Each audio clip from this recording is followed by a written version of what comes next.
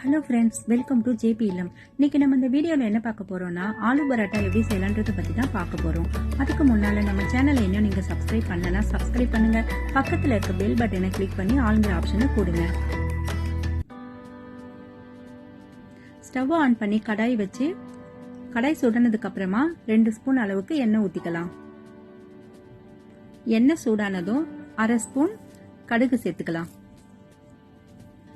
கடுகு நல்லா பொரியட்டும்.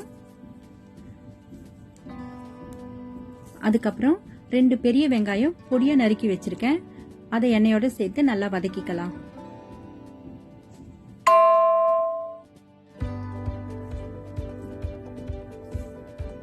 வெங்காயம் கொஞ்சம் வதங்கினதுக்கு அப்புறம் 1 ஸ்பூன் இஞ்சி பூண்டு பேஸ்ட் போட்டு நல்லா வதக்கி விட்டுக்கலாம்.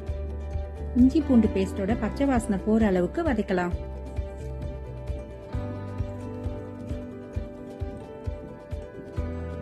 வெங்காயம் வதங்கினதுக்கு அப்புறம் 1/2 ஸ்பூன் மஞ்சள் தூள், 1 ஸ்பூன் கரம் மசாலா தூள், 1/2 ஸ்பூன் தனி மிளகாய் தூள் போட்டுக்கலாம். காரம் உங்களுக்கு தேவையான அளவுக்கு நீங்க போட்டுக்கோங்க.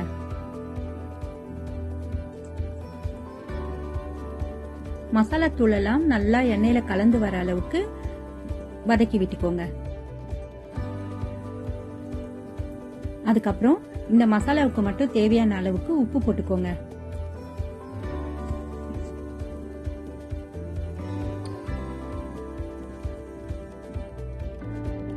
அதுக்கப்புறம் நான் 1/4 கிலோ உருளைக்கிழங்க உப்பு போட்டு வேக வச்சு தோல் எடுத்துட்டு நல்லா மசிச்சு வச்சிருக்கேன். இதை இந்த மசாலாவோட சேர்த்து நல்லா கலந்து விட்டுக்கலாம். உருளைக்கிழங்கு ஒரு மேஷர் வச்சு நல்லா மேஷ் பண்ணி வச்சுக்கோங்க. ஒரு சின்ன சின்ன கட்டி கூட இல்லாம நல்லா மேஷ் பண்ணி வச்சுக்கோங்க. கடைசியா நறுக்கி வச்சிருக்கிற கொத்தமல்லியை சேர்த்து கலந்து விட்டு வேற ஒரு பவுலுக்கு மாத்திக்கலாம்.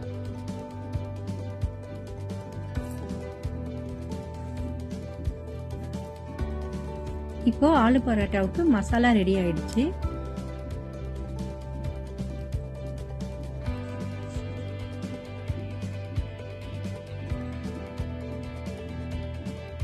நான் 2 கப் கோதுமை மாவு எடுத்து உப்பு போட்டு 2 ஸ்பூன் நெய் ஊற்றி நல்லா பிசைஞ்சு 1/2 மணி நேரத்துக்கு முன்னாடியே பிசைஞ்சு ஊற வச்சு எடுத்து வச்சிருக்கேன். இப்போ சப்பாத்தி தேய்க்கிற கட்டையை எடுத்து அதில் நல்லா ஆயில் ஸ்ப்ரெட் பண்ணி விட்டுக்கோங்க. நம்ம பிசைஞ்சு வச்சிருக்கிற மாவுல இருந்து சின்ன சின்ன உருண்டையா எடுத்து இப்ப சப்பாத்தி இட்டுக்கலாம். கட்டையில நல்லா எண்ணெயை தேய்ச்சுக்கோங்க, இல்லைன்னா ஒட்டிக்கிட்டு எடுக்க வராது.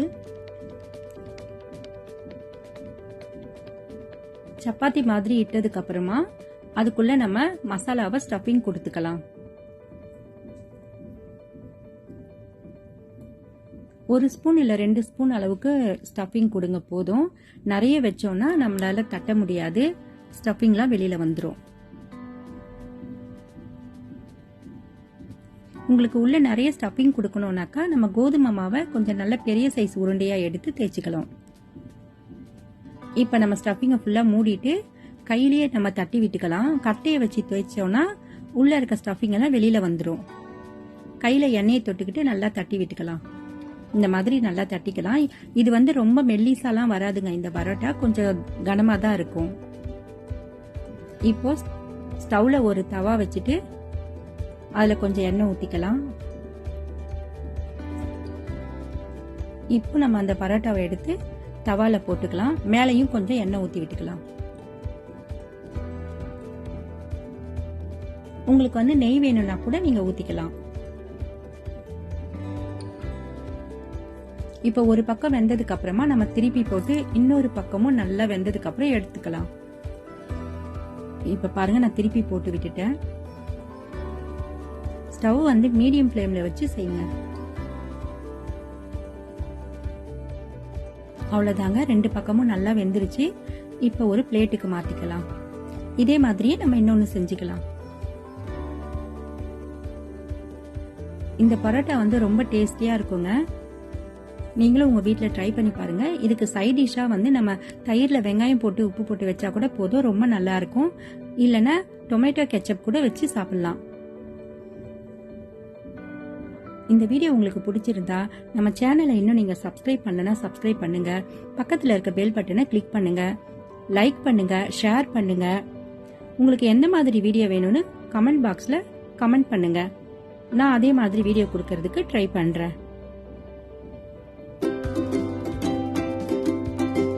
Thank you for watching.